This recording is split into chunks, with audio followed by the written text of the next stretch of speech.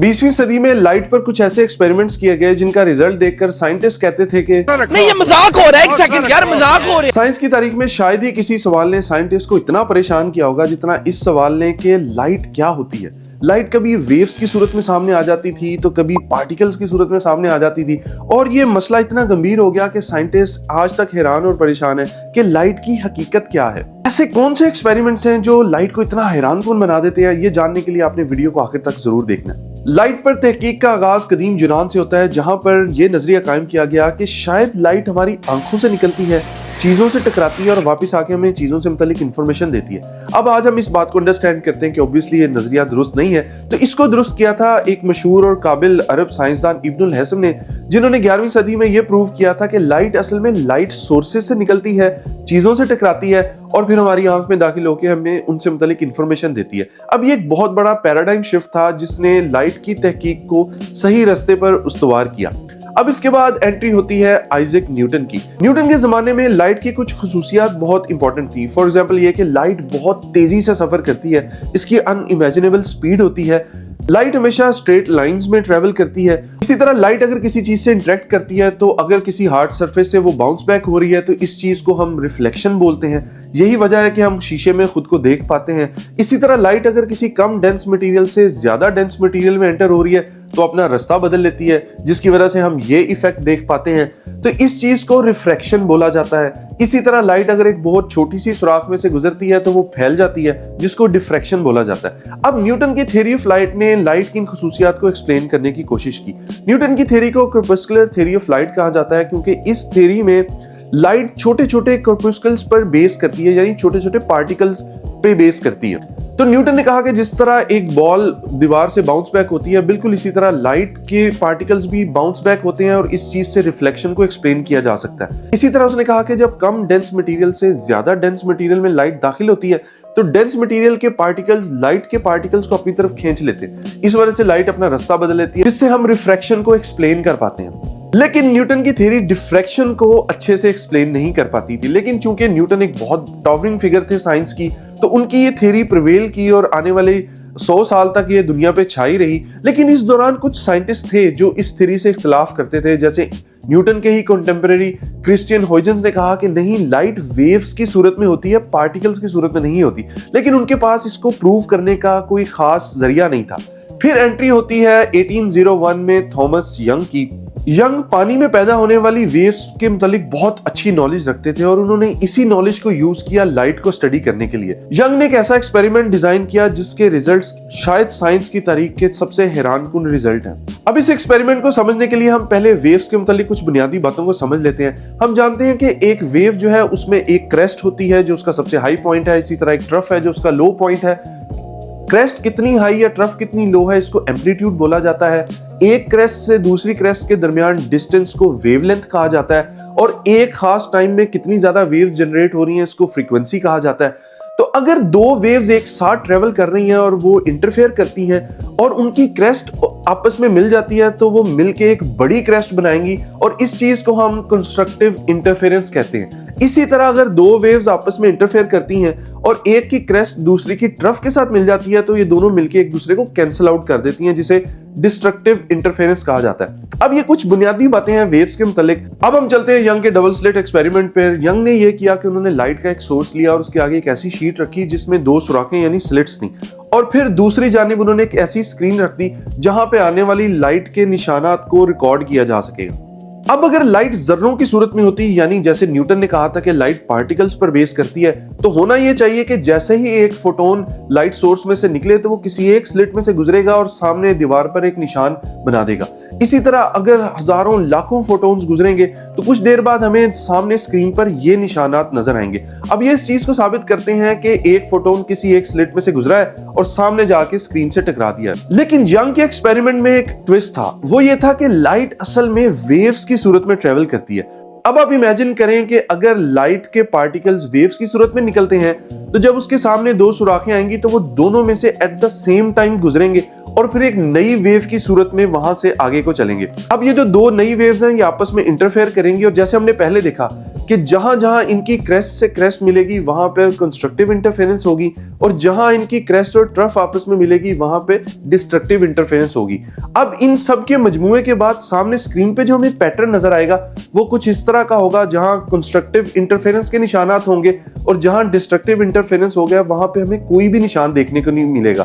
तो यंग के double slit experiment को सिर्फ इसी सूरत में एक्सप्लेन किया जा सकता है कि लाइट वेव्स की सूरत में ट्रेवल करती है, क्योंकि अगर पार्टिकल्स की सूरत में होती तो हमें यह पैटर्न देखने को मिलता जो कि क्लियरली हमें यंग के एक्सपेरिमेंट में देखने को नहीं मिलता।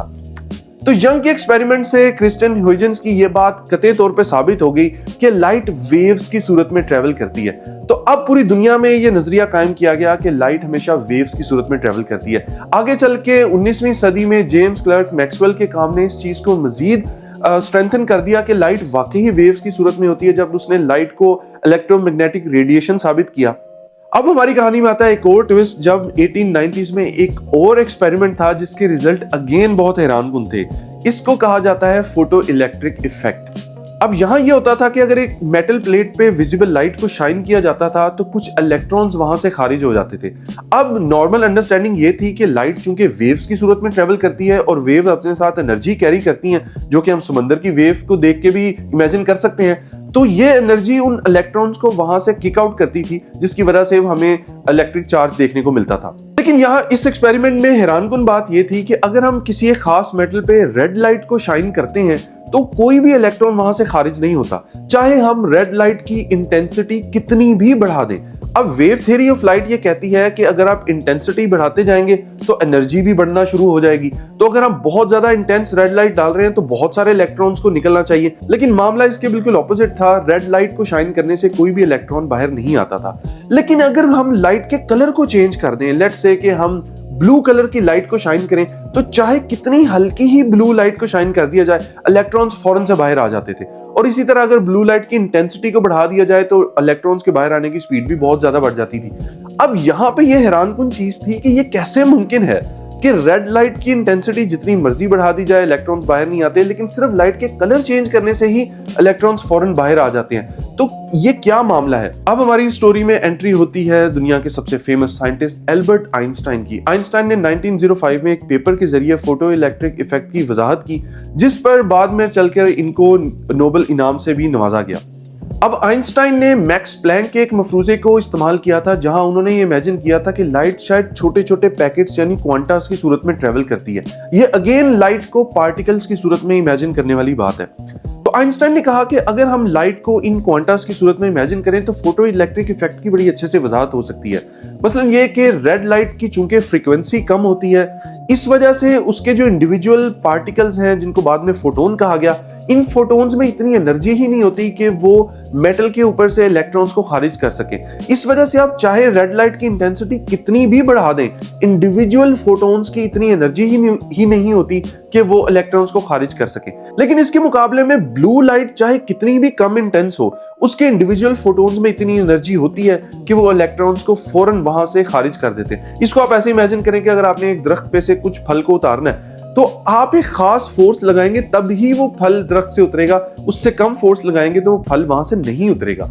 तो ये बिल्कुल इसी तरह फोटो इलेक्ट्रिक इफेक्ट है कि हर एक लाइट के कलर में खास तरह के फोटोन्स होते हैं जिनकी खास एनर्जी होती है, और ये एनर्जी लाइट की इंटेंसिटी को बढ़ाने से ज्यादा नहीं होती, जैसे कि वेव थ्योरी कहती थी। तो अब आइंस्टाइन की इस वजाहत के बाद साइंटिस्ट बहुत हैरान और परेशान थे कि एक तरफ यंग का डबल स्लिट एक्सपेरिमेंट है जो सिर्फ इसी सूरत में एक्सप्लेन किया जा सकता है अगर हम लाइट को वेव्स की सूरत में इमेजिन करें, जबकि दूसरी तरफ फोटो इलेक्ट्रिक इफेक्ट है जिसको सिर्फ उसी सूरत में काबिल कबूल बनाया जा सकता है कि अगर हम आइंस्टाइन के दिए हुए इंडिविजुअल क्वांटास यानी फोटोन्स की सूरत में लाइट को एक्सप्लेन करें। और अभी ये सारे मसले चल ही रहे थे कि क्वांटम मैकेनिक्स ने एक नया मसला लाके खड़ा कर दिया। ये समझने के लिए हमें वापस जाना पड़ेगा यंग के डबल स्लिट एक्सपेरिमेंट पे, लेकिन इस दफा हमें एक्सपेरिमेंट में थोड़ी सी चेंजिंग करनी है। हम स्लिट के साथ एक डिटेक्टर लगा देते हैं ताकि हम ये जान सकें कि अगर तो लाइट वाकई ही फोटोन्स पर मुश्तमिल है जो कि इंडिविजुअल पार्टिकल्स हैं, तो ऐसा तो मुमकिन नहीं है कि एक फोटोन दोनों स्लिट में से एट द सेम टाइम गुजर जाए।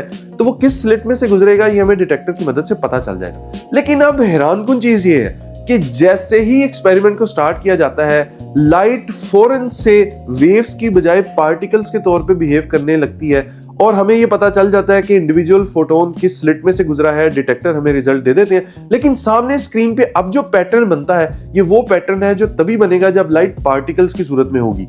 इसके मुकाबले में जब लाइट वेव्स की सूरत में थी तो हमें इंटरफेरेंस वाला पैटर्न देखने को मिला था। इसका मतलब यह है कि लाइट को किसी तरह पता चल गया कि हमने रास्ते में डिटेक्टर लगा दिया। जैसे ही डिटेक्टर को हटाया जाता था अगेन इंटरफेरेंस वाला पैटर्न सामने आ जाता था। यह चीज इतनी हैरानकुन और परेशानकुन थी कि बहुत सारे साइंटिस्ट ने कहा कि शायद हमारी डिवाइसेस में कुछ मसला है। इसको फेमस मेजरमेंट प्रॉब्लम भी कहा जाता है। यानी इसका मतलब है कि हम शायद कुछ ऐसी डिवाइस नहीं बना पा रहे जो हमें ये बता पाए कि पार्टिकल्स और waves at the same time कैसे बिहेव करते हैं। लाइट से मुतालिक ये नताइज इंतहाई हैरानकुन थे। यही वजह है कि 100 साल गुजरने के बावजूद भी साइंटिस्ट इसी परेशानी में मुब्तला है और इसी मुअम्मे को हल करने की कोशिश कर रहे हैं कि क्या लाइट वेव्स की सूरत में ट्रेवल करती है या पार्टिकल्स की सूरत में ट्रेवल करती है या एट द सेम टाइम कुछ ऐसी सूरत में होती है जो शायद इंसान अभी तक समझ ही नहीं पा रहे। और फिर हैरानकुन चीज ये कि लाइट किस टाइम पार्टिकल या किस टाइम वेव है ये हमें तभी पता चलेगा जब हम एक्सपेरिमेंट करेंगे। This is the mystery of light.